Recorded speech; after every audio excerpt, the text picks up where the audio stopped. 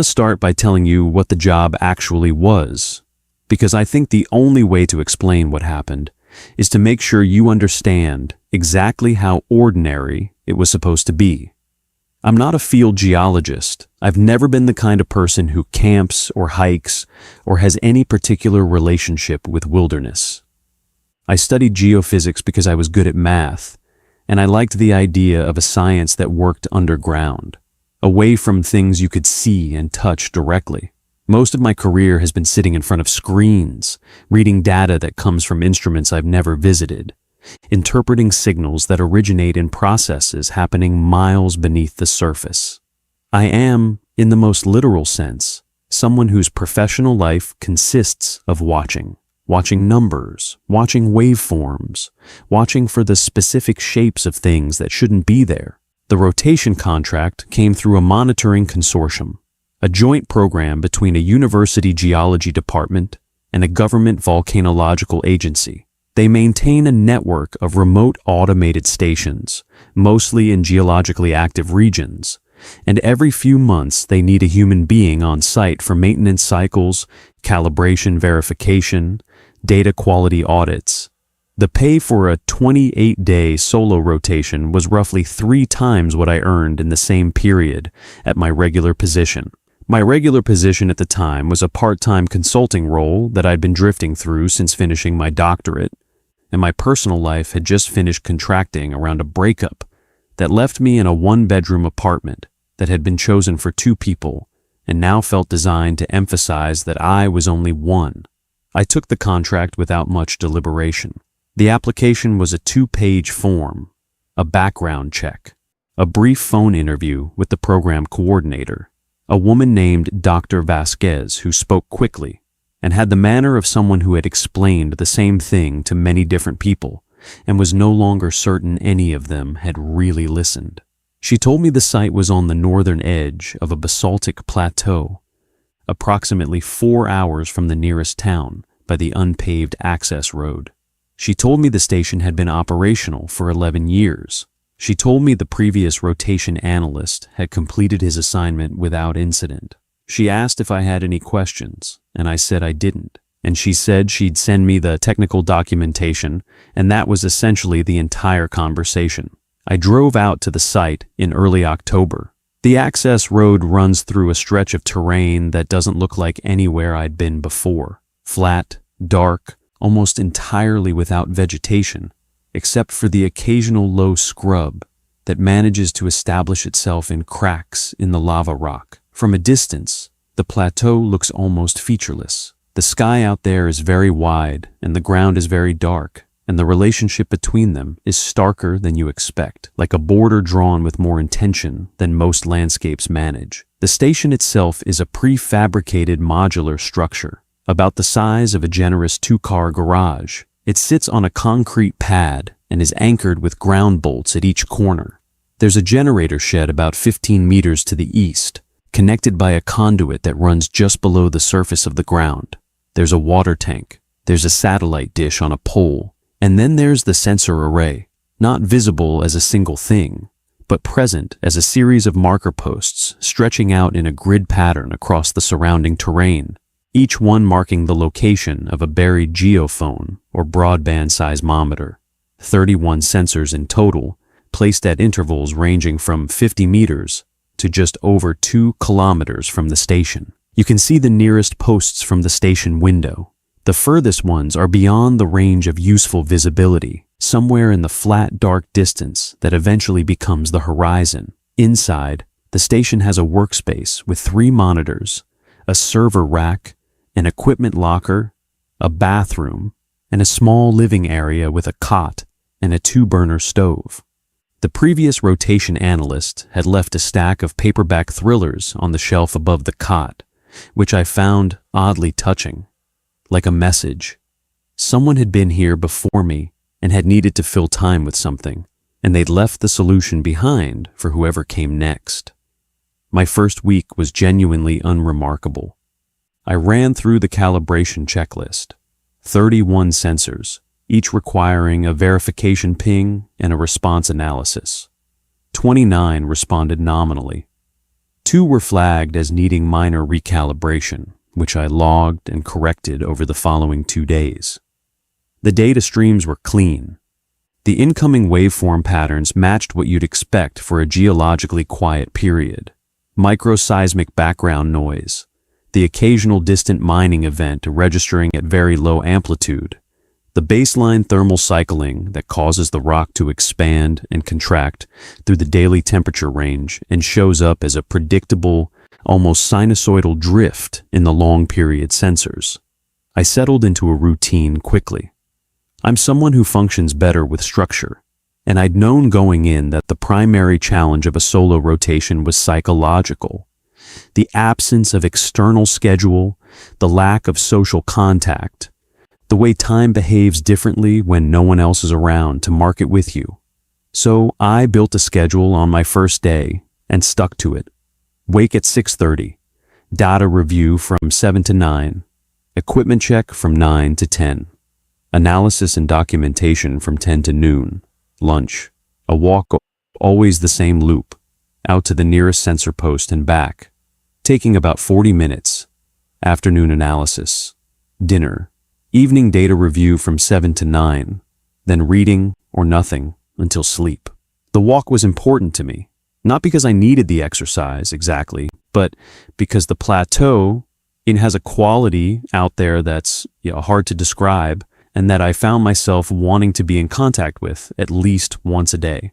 It's not beautiful in the conventional sense. There are no views, no drama, nothing that would photograph. Well, it's just flat, dark rock in every direction, with the sky doing whatever the sky is doing that day, and the silence is genuinely unusual.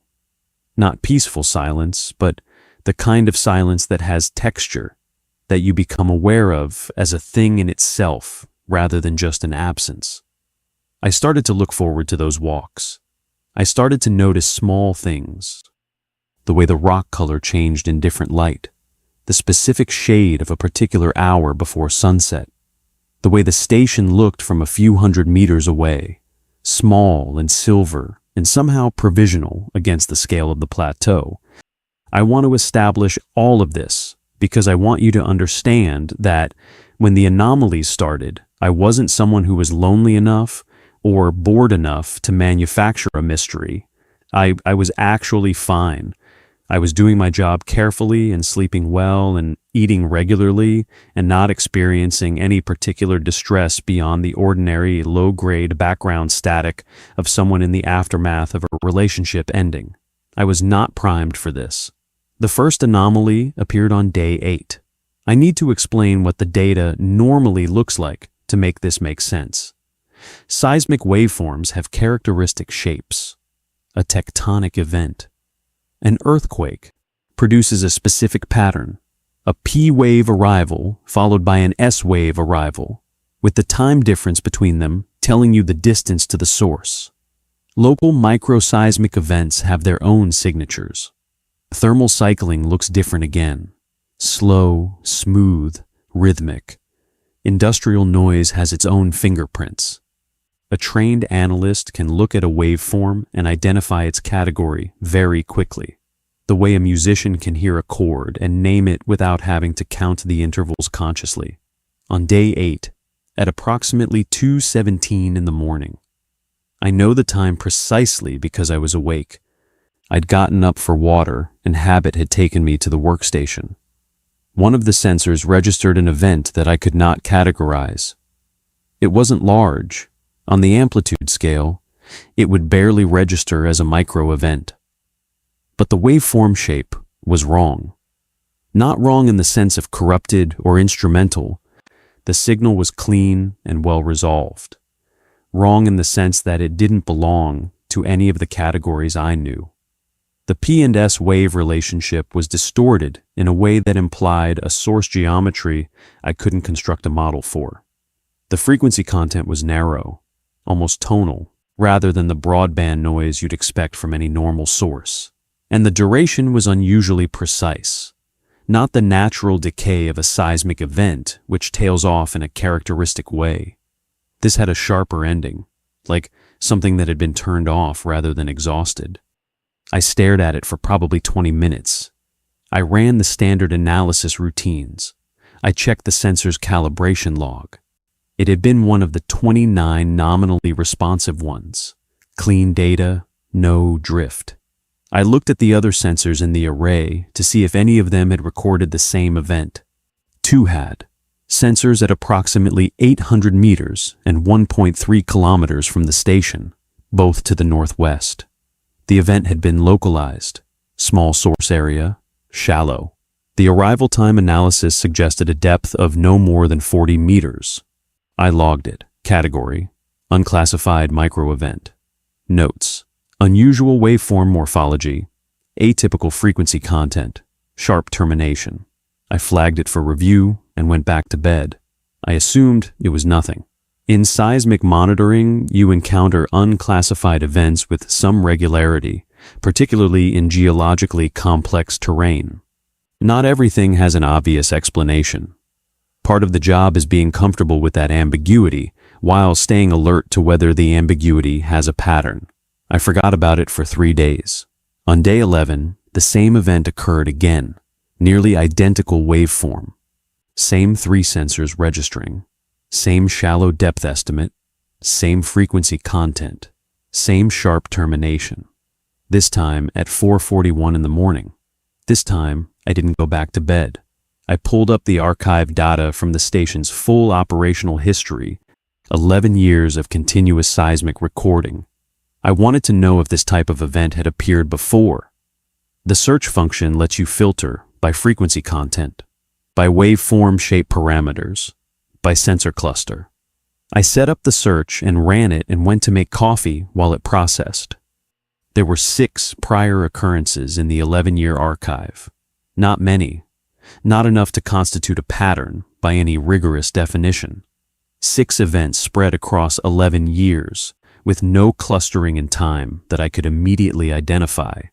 I printed the waveforms for all 6 and pinned them to the corkboard above the workstation. The kind of thing you do when you're trying to think, when you need to see things in physical space rather than on a screen.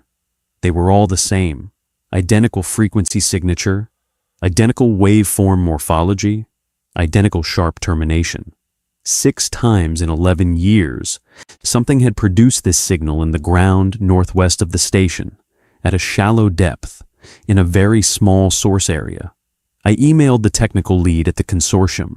I attached the waveform plots and the analysis results. I described what I'd found and asked if there was a known explanation: natural gas seeping through a fracture, a small water-saturated void, some geological feature I should be aware of. I framed it as a routine technical query. I wasn't alarmed. I was curious, which is a different thing. The technical lead, a man named Holst, who I had exchanged emails with a few times over the years on unrelated projects, responded the next morning. His reply was 3 sentences. He said the event type I'd described sounded consistent with hydrothermal fluid migration in shallow fractures, which was a known phenomenon in the region. He said the low frequency content and sharp termination were characteristic of this mechanism. He said to continue logging any recurrences and to flag anything that changed significantly in amplitude or frequency. I accepted this. It was a reasonable explanation. I know enough geology to know that hydrothermal systems are complex and can produce unusual signals. I updated my log entry with the suggested classification and moved on. I want to be precise about when my thinking started to change, because there wasn't a single moment. It was more like a progressive tightening, the way a room gets smaller, not because the walls are moving, but because you keep noticing details you hadn't noticed before. On day 13, the event occurred again, at 5:12 in the morning. On day 15, it occurred at 3:58. On day 16, it occurred at 11:23 at night. On day 17, twice, at 2:01 and again at 2:47. I was logging all of these dutifully, and I was still not alarmed, but I was paying more attention. The frequency of occurrence had increased from roughly twice in 8 days to 5 times in 5 days. Holst had said to flag anything that changed significantly. I sent him another email noting the increased occurrence rate and asking whether this was consistent with his hydrothermal explanation or whether I should be watching for a different kind of event. He replied the following day. He said that increased occurrence rates in hydrothermal fluid migration events could reflect pressure buildup in a subsurface fracture system and were not unusual. He said the signals remained small and showed no indication of precursory volcanic activity. He said to keep logging. I kept logging.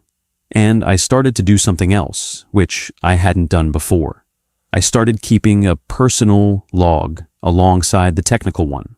Not because I thought anything unusual was happening in a dramatic sense, but because there's a habit of mind that geophysics trains into you, which is that when something doesn't fit, you document everything until you understand why it doesn't fit.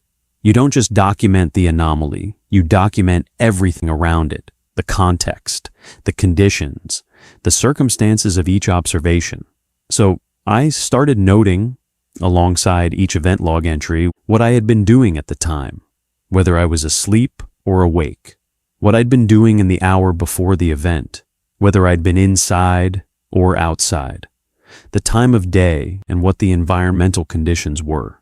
I did this for 4 days before I noticed anything. On day 21, I was reviewing my log and I realized I had no record of any of the anomalous events occurring when I had been outside. Every single one had occurred while I was inside the station. I sat with that for a while. It could mean nothing. I spent most of my time inside the station. If the events were occurring randomly, the probability that they'd all coincide with my being inside was elevated just by the base rate of my location. You can't draw a conclusion from a correlation without first establishing that the correlation is statistically meaningful. So I calculated it. Rough numbers. I spent approximately 40 minutes per day outside during my walk, plus occasional brief periods for equipment checks. Call it an average of 70 minutes per day outside, out of 16 waking hours, about 7% of my waking time. I had logged 17 anomalous events over the preceding 13 days. The probability that all 17 would fall in the 93% of time when I was inside, if they were random, was approximately 0.3, roughly 1 in 300. Not impossible, but not a distribution you'd be comfortable dismissing without further investigation. I started varying my schedule. I want to be clear that I was not at this point operating from fear or from any sense that something sinister was happening. I was operating from scientific curiosity and methodological rigor. If there was a correlation between my being inside the station and the occurrence of these events, I wanted to understand what was driving it. There were obvious mundane possibilities, vibrations from my movements inside the station being conducted through the concrete pad into the ground and triggering some kind of resonance response in the fracture system, for example. That's a testable hypothesis. That's the kind of thing you test. I started spending more time outside, extended walks, sitting outside in the evenings with a thermos of coffee. I moved my morning data review to the small folding table I set up just outside the door so I could work outside in the cold for a couple of hours each morning. Over the next 4 days, the events ceased entirely. 0 anomalous events in 96 hours, after a period during which they had been occurring multiple times per day. I went back inside and resumed my normal working position at the indoor workstation. 14 hours later, at 2:13 in the morning, the event occurred. I was awake. I had not been able to sleep and had been sitting at the workstation reviewing unrelated data. I saw it arrive in real time. That narrow band signal, that sharp termination, those 3 sensors lighting up in the northwest. I went outside immediately. I stood on the concrete pad in the dark with my thermal layer pulled over my work clothes, and I looked northwest across the plateau. The night was clear and very cold, and there was no moon, and the stars were extraordinary in the way they are when there's no light for 100 miles in any direction. The rock was dark and motionless, and there was nothing to see. Of course, there was nothing to see. Whatever was producing these signals was 40 meters underground. I stood out there for a long time. I was trying to understand what I was feeling, because I'm not someone who is comfortable with feelings I can't identify precisely. What I eventually arrived at was this: I was not frightened. I was not experiencing anything I would call dread or premonition. What I was experiencing was a very specific kind of cognitive dissonance, the state of knowing something that has not yet assembled itself into a complete thought. The pieces were there. They weren't fitting together yet in a way I could state clearly. I went back inside and pulled up the personal log I'd been keeping. I read through every entry, and I added a column I hadn't had before: the time elapsed between a period of extended outdoor presence and the first subsequent event. The first event after I resumed normal indoor work on day 8, approximately 40 hours after my last extended outdoor period. The first event after I resumed indoor work following my 4-day outdoor experiment. 14 hours. I spent the rest of the night searching the archive. I want to explain what I was looking for, because it was not intuitive. I was looking for the 6 historical events, the ones spread over 11 years, and I was trying to determine whether any record existed of who had been on site at the time. The station has been staffed by rotation analysts for its entire operational history. The consortium maintains a staffing database that logs the dates of each rotation. I had access to this through my contractor credentials, though I had never previously had cause to consult it. I cross-referenced the dates of the 6 historical events with the rotation log. 4 of the 6 events occurred during rotation periods, times when a human being was present at the station. The other 2 occurred during unmanned periods between rotations. My first thought was that this undermined my hypothesis. If the events could occur in unmanned periods, they weren't exclusively tied to human presence. But then I looked at the timing more carefully. Of the 4 events during manned periods, all 4 occurred between the hours of midnight and 6 in the morning. Both unmanned period events occurred at other times of day, once at around 11 in the morning, once in mid-afternoon. I looked at my own event log again. My events were also concentrated in the late-night hours. The 17 events I'd logged personally, 12 had occurred between midnight and 6. And during my 4-day outdoor experiment, when I hadn't been sleeping in the station, there had been no events at all. Something in the pattern was not about my being present. It was about my being stationary, quiet, still. I did not sleep at all that night. In the morning, I called Holst on the satellite phone instead of emailing him. I wanted to hear a human voice, and I wanted to convey the technical information in a way that my careful email framing had been suppressing. I told him what I'd found. I walked him through the correlation analysis. I gave him the historical cross-reference data. I was careful and precise, and I did not use language that implied anything beyond the data. There was a silence on his end when I finished. I remember that silence very specifically. The particular quality of someone who is choosing words, which is different from the silence of someone who is simply thinking. He said the correlation I'd identified was interesting. He said that human presence in a monitoring station could affect local seismic noise in a variety of ways. Thermal changes from heating systems, vibration from equipment, even the low-frequency signature of a person moving around inside a structure.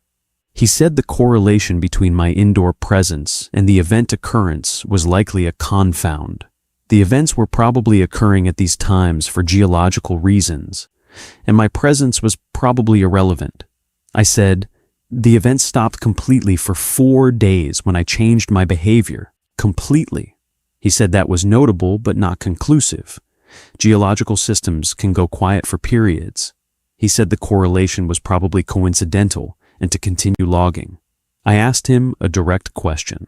I asked whether anyone had ever previously reported an unusual correlation between these events and staff behavior at the station. He said no. I said, "Is there any record in the station documentation of any anomalous observations related to the unclassified event type?" He said he'd have to check. I gave him a day, and then I called again. He said he'd looked through the historical technical reports and hadn't found anything directly relevant. He said the events I was observing were within the range of known activity for the region. I thanked him. I hung up. I sat for a while in the quiet of the station, and I thought about what I knew. What I knew was this. Something was happening beneath the ground northwest of the station that produced a specific, consistent signal. A signal with frequency content that didn't match any natural geological source I could convincingly identify, despite Holst's explanation. That signal occurred preferentially when a human being was present at the station and in a stationary, inactive state. It occurred most frequently when I was alone, awake, and still, in the small hours of the morning. When I changed my behavior, spending extended time outside, disrupting my normal patterns, it stopped. There are two ways to interpret this kind of correlation. The first is the one Holst was pointing me toward. My presence is irrelevant to the phenomenon, and the correlation is coincidental or produced by some mundane confound I haven't identified. The second is the one I was increasingly struggling not to think about. My presence is not irrelevant. The phenomenon responds to my presence in some way that I don't have a mechanism to explain. I want to be honest about the state I was in at this point. I was not panicking. I wasn't having what you'd call a breakdown. I was doing what I always do when confronted with a problem I can't solve immediately. I was staying very still and thinking very carefully, and I was aware that the situation had a quality I needed to treat seriously. A scientist in my position should be cautious about their own pattern recognition tendencies. We are extremely good at finding patterns, including patterns that don't exist. I knew that. I was holding on to that knowledge deliberately, but I was also aware that I had checked my methodology and I couldn't find the flaw in it, and that not finding the flaw doesn't mean the flaw isn't there, but it also doesn't mean the pattern is an artifact. On day 23, I designed a formal test. I spent 2 hours writing up the protocol, clear enough that I could stick to it, even if I became uncomfortable, precise enough that the results would be interpretable. The protocol was simple. I would alternate between two conditions on a fixed schedule. Condition A, indoors, at the workstation, awake, stationary, from midnight to 4 in the morning. Condition B, outdoors, awake, actively moving, walking the sensor loop, sitting outside briefly, then moving again for the same 4-hour window. I would do this for 6 consecutive nights, alternating conditions, and I would record every event occurrence. I want to tell you about the first night of Condition A, because it's the night I crossed from troubled into something I don't have a clean word for. I sat at the workstation from midnight onward. The station was very quiet. The heating system produces a low hum that I'd stopped consciously noticing weeks before, but I noticed it that night. I was aware of every small sound. I was aware of my own breathing. I was watching the data streams on the monitor, the 3 screens showing waveform readouts from the sensor clusters, with the archive trace scrolling along below the live feed. At 12:47, the event occurred. Narrow band signal, 3 northwest sensors, shallow source, sharp termination. 47 minutes into Condition A. I kept watching. At 1:22, it occurred again. At 2:09, again. At 3:13, again. At 3:51, again. 5 events in one night, at intervals of 35 minutes, 47 minutes, 64 minutes, 38 minutes. I stayed at the workstation until 4, and then I went outside as the protocol required me to, and I walked for 40 minutes without stopping, and I did not look back at the station, and I did not think. I just walked and kept walking and turned around when the time was up and walked back. Night 2. Condition B.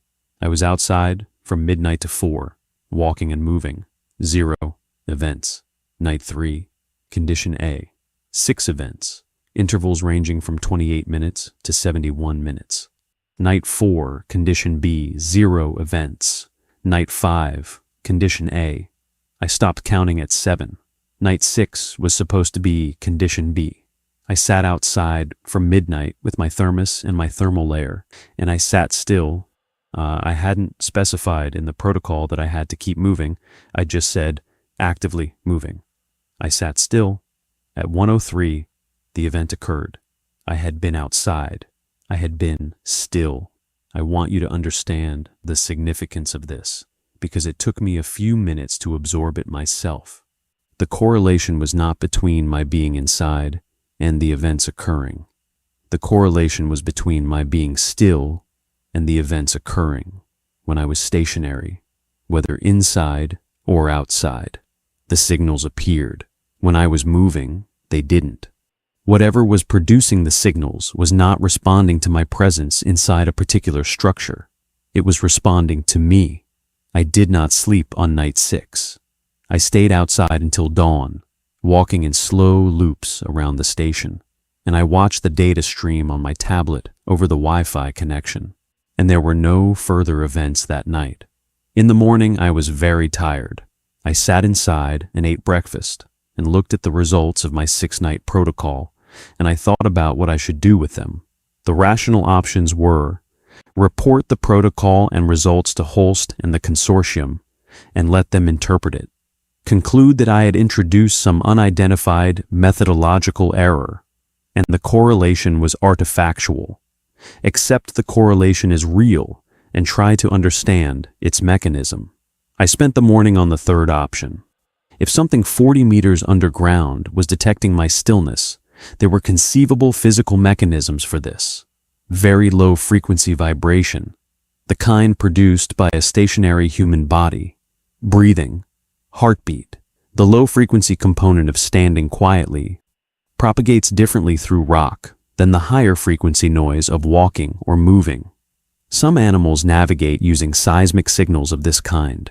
There are biological detection systems, the lateral line in fish, the Lorenzini ampullae in sharks, that are sensitive to extremely low frequency pressure variations. There's nothing impossible in principle about a detection system that responds to the seismic signature of a still human body.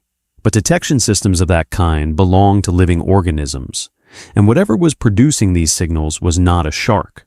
It was 40 meters underground in basaltic rock, in a location where the geological record showed no significant void structures, no cave systems, no water saturation that would support complex biological activity. I went back to the archive. I wanted to look at something I had half noticed when I was reviewing the historical events earlier, but hadn't fully examined. I wanted to look at the temporal spacing of the historical events. The 6 events over 11 years. I had their timestamps. I arranged them on a timeline. I had expected them to be random, or clustered in ways that reflected rotation schedules. More events during manned periods, which they were. What I hadn't looked at carefully was the spacing within a manned period. 2 of the historical manned period events were from the same rotation, a 3-week rotation that had occurred 4 years ago. Those 2 events were separated by 16 days. 2 others were from a different rotation, 2 years after that, separated by 9 days. My own events, 17 over the first 23 days of my rotation, with the rate increasing significantly as the rotation went on. The rate was accelerating within each rotation period. Each time a new analyst arrived, the events started infrequently and then got more frequent over time. I sat looking at this for a long time. The thought I was trying to avoid was forming in the way thoughts do when you've been trying to prevent them, not as a sudden arrival, but as a gradual clarification, like an image developing. Whatever was producing these signals was learning something. Each time a person arrived, it started slowly, and over weeks it got faster, more frequent, as if it was getting better at something, as if it was practicing. I called Holst again. I told him I'd completed a 6-night protocol and I had clean comparative data showing a statistically significant correlation between my physical stillness and event occurrence, independent of my location relative to the station. I told him about the historical rate escalation within rotation periods. This time, the silence was longer. He said he would need to review the data before he could comment. He asked me to upload my full protocol documentation, my event log, and the historical analysis to the consortium server. I said I would. He said they would assess it and be back in touch. He sounded, for the first time in our conversations, like someone who was choosing words with more than professional caution. He sounded like someone who was choosing words with a specific goal in mind. I uploaded the data. I didn't hear back from him that day. I had 6 days left in my rotation. I want to describe those 6 days carefully because they're the part of this experience that I find hardest to reconstruct accurately. Not because of dramatic events, that there were no dramatic events, but because of the texture of the time, the specific quality of existing in a place when you have learned something about it that you cannot unknow. I stopped sleeping in the station. I moved my cot outside, positioned it beside the south wall of the station where it got some wind protection, and I slept there wrapped in my sleeping bag and thermal layer with a foam pad under the cot on the concrete. It was cold enough that sleeping this way was genuinely uncomfortable, but I slept better than I had in weeks. Sleeping outside and moving regularly before bed, the events dropped to nearly 0. I was not hiding. I want to be clear about that. I wasn't operating from the belief that the events represented a threat to me, or that by sleeping outside I was protecting myself from anything. I simply did not want to be still and inside the station. And I found that I was able to make that choice rationally without it feeling like panic. It was more like a preference. The way you might choose to sit in a different seat on a bus, not because you think the first seat was dangerous, but because knowing something about it has made you disinclined toward it. Holst did not call. He sent an email on day 25, acknowledging receipt of my uploaded data and saying the technical team would review it after my rotation completed. He said I should continue standard monitoring duties for the remainder of my assignment. I did continue standard monitoring duties. The seismic data was otherwise entirely routine. The plateau was quiet. The sensor array was functioning nominally. There were no precursory signals for volcanic activity. I filled out my daily logs and completed my maintenance rounds and charged the backup batteries and did everything exactly as I was supposed to do. On day 27, my second to last day, I took my walk later than usual, in the hour before sunset instead of the early afternoon. I walked out past the nearest sensor posts in the northwest direction, toward the source area of all the events I'd been logging. I hadn't done this before. I'd been walking the same loop in a different direction the whole time, and I suddenly couldn't understand why I'd avoided the northwest route without consciously deciding to. The terrain out there looks exactly like the terrain everywhere else on the plateau. Flat black rock, the occasional lichen patch, a few low scrub clusters. The sensor posts are simple aluminum stakes with colored tops, orange, and they're just markers, nothing visible above ground. Whatever is below ground shows no surface expression. There's no visible fracture trace, no anomalous ground temperature, no unusual feature of any kind. I stood at the outermost sensor post in the northwest array, sensor 14, the one that had registered the most events, and I stood still. The evening was clear and already dark toward the east and gold toward the west. The wind was light. I stood still for probably 3 minutes. My tablet was in my coat pocket. I'd connected it to the live data stream via the Wi-Fi repeater on the northwest sensor post. I looked at the tablet screen. Nothing. I waited. Nothing. I walked 20 meters east. Paused. Walked 20 meters south. Paused. I moved in a loose grid, keeping roughly the same distance from the post. When I had moved about 60 meters south and stood still again, the signal appeared on the tablet screen. I looked at it. Clean, narrow band, sharp termination, shallow depth. The same signal I'd been logging for 23 days. I had just been standing here. I was standing about 60 meters from where I'd been when there was no signal. The events had all been localized to the northwest sensor cluster, but the source location calculation always estimated a depth of 40 meters. The source was not moving. I was the variable. The events occurred when I was still and within a certain distance of the source. Not any distance. There seemed to be a range, a radius within which my stillness was being registered. I walked back toward the station, not running, just walking at a normal pace. I watched the tablet as I walked.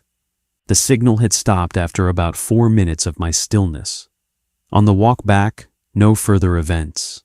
I ate dinner, I sat outside, I wrote up my observations in the personal log. I wrote very carefully and without editorializing, just what I had done and what the data had shown. I thought about what it implied. 40 meters underground, in a location where no cave system or void structure has been mapped, something had been present for at least 11 years. Maybe longer. The archive only goes back 11 years. It had a detection capability that could register the presence of a still human body in the manner that still bodies are most specifically still, at night during sleep, in the quiet small hours. It had been practicing, improving its response rate over each rotation, getting faster and more frequent with the signals as the weeks went on, as if refining a technique. And it had a range, not unlimited.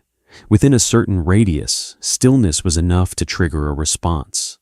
Beyond that radius, it didn't notice. I want to be transparent about the limits of my interpretation because I know how this sounds. I know that the leap from unusual correlated seismic signals to something beneath the ground has been registering human presence is not a small one, and I know that the alternative interpretation that my protocol was methodologically flawed, that the correlations are coincidental, that Holst's hydrothermal explanation is correct, and I've been building a narrative around noise, is still available to me. But I've reviewed my methodology many times. I've looked for the flaw. The protocol was clean. On day 28, my last morning, I packed my personal belongings, ran the end of rotation checklist, and wrote up my rotation report. The technical summary was factual and complete. I included all of my event logs, the correlation analysis, the protocol results, and my historical review. I submitted it to the consortium server. I wrote a brief cover note to Holst, saying I looked forward to discussing the anomalous event series when he'd had time to review the data. I drove out on the access road in the late morning, 4 hours of dark, flat lava rock going past. And then the terrain changed, and there were trees and then a small town with a gas station and a diner. And I stopped for food and sat at a booth and looked at the other people in the diner. A family with 2 children. A couple of older men drinking coffee. A woman working on a laptop. All of them entirely normal and entirely unaware of me and entirely unaware of anything I'd spent the last 4 weeks thinking about. I ate my food and drove the rest of the way home. I went back to my apartment. I resumed my life. I did not hear from Holst for 2 weeks, and when I did hear from him, his email was brief and professional. He thanked me for my thorough documentation. He said the consortium's technical review had found the event series consistent with known hydrothermal fluid migration activity in the region and that no further action was required.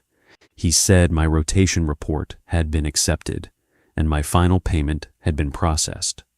I replied and asked specifically whether the protocol results, the alternating condition experiment, had been reviewed. He replied that yes, the full documentation had been reviewed and the assessment remained unchanged. I didn't push further. I had no standing to push further. I was a contracted rotation analyst who had completed his assignment. The data belonged to the consortium, but I kept my personal log and I kept thinking. For a while I thought I would just carry it as a thing I knew that I couldn't resolve. Something was down there.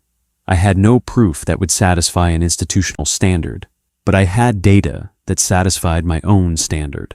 The standard I apply to my own scientific work, carefully, with methodological honesty, and I was reasonably confident in what I'd found. Something below the basalt plateau had been registering human presence for at least 11 years, responding to it with increasing frequency as each rotation progressed, staying quiet when its subject was moving and active, emerging most consistently in the hours of stillness and sleep. I got a new position, a consulting contract with an environmental monitoring firm based in the city, working on data from a network of sensors they maintain in industrial regions to monitor for subsidence and seismic risk related to heavy infrastructure. Office work, screens and data sets, normal. I started the work in January, about 3 months after I returned from the rotation. The firm uses a standardized sensor network, geophones placed beneath and around industrial facilities, feeding into a central data management system. The first few weeks of my work were routine, standard processing, standard reporting, nothing of note. In my 4th week, I was reviewing a data set from a sensor cluster positioned beneath a large concrete industrial building, a processing facility on the eastern side of the city. The sensors there were monitoring for subsidence-related microseismic activity, which is common in this type of industrial setting and normally shows up as a very specific pattern associated with the weight and vibration characteristics of heavy machinery. On a Thursday afternoon, I was doing a routine quality check of the previous week's data for this cluster. I scrolled through the waveform archive. I stopped scrolling. The waveform on the screen was narrowband, clean, precisely terminated. I looked at the frequency content. I looked at the P and S wave relationship, distorted in the characteristic way. I looked at the source depth estimate, shallow, about 30 meters. I closed my laptop. I sat for a while at my desk. I am trying to describe what that moment felt like, and the closest I can get is this. It felt like the difference between believing you might have been followed and knowing that you have been. Not the discovery of a presence, but the confirmation of a continuity. The thing had not stayed on the plateau, or the plateau had not been where it lived. Precisely, it had been only where I first encountered it, where it first encountered me. I pulled up a map of the city, found the location of that sensor cluster, and started measuring the distance. The industrial facility was about 40 meters from an apartment building on the eastern perimeter of the facility lot. I looked up the building, 17 stories, residential, a few hundred occupants. I don't know what is in the ground beneath that facility.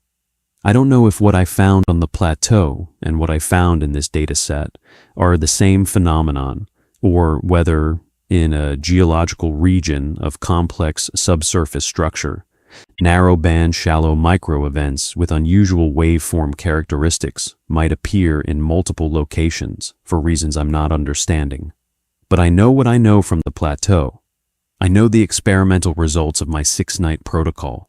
I know that the rate of occurrence accelerated during my rotation in a way that mirrored the acceleration in historical rotation records, and I know that the waveform on that screen on a Thursday afternoon in January looked exactly like the waveforms I had been cataloging for 28 days on a remote plateau in October. I filed the data. I categorized it as a routine micro-event of unknown origin and noted that it should be monitored for recurrence. I haven't told anyone about the connection. I've considered it. I have thought about what it would mean to tell someone, what I would say, what evidence I could provide, what anyone would or could do with the information. Instead, I watch the data set every day. I watch it the way I watch the screens in the station, which is the way I have always watched data, carefully, without assumptions, with the professional discipline to record what I see without editorializing, without reaching for conclusions that the data doesn't yet support. The events in the city dataset occur about twice a week, sometimes more. They occur most frequently on weekends, when the industrial machinery is quiet, when the building nearby is fully occupied, when the humans in the building are home and still and sleeping. I'm trying to be a rigorous scientist. I am trying to hold the alternative explanations available, to not collapse prematurely toward the interpretation that frightens me. I am doing this carefully. I am doing this with discipline. But I've started sleeping with the light on. Not for any reason I can defend empirically. Just because I noticed a few weeks ago that in the hours when I lie still in the dark in my own apartment, which is not far from the industrial facility, which I did not know when I took this position, the events in the monitoring dataset spike briefly and then settle, and then, sometime before I fall asleep, and sometimes not until after, go quiet. And I have started to wonder. And this is the thought I have the hardest time sitting with, the one I come back to again and again in the parts of the day when I'm not being careful enough. I have started to wonder whether the thing on the plateau found me, or whether I found it, whether the correlation I documented was a discovery I made about something else, or a discovery something else made about me, whether it has always been there, beneath whatever ground I happened to be standing on, and I only started noticing because I finally had the instruments for it, whether the instruments are why it started answering, or whether it... And here is where I stop being a scientist and become something less certain, less defended. It was answering long before I had instruments, long before the station, long before any of this. And whether the reason I took the rotation contract and the reason I have always been drawn to monitoring work and the reason I am the kind of person who builds a schedule and sticks to it and spends his nights sitting very still in front of screens in the dark was never fully my own idea. I still don't know. I document and I watch and I try to stay in motion, but the light stays on.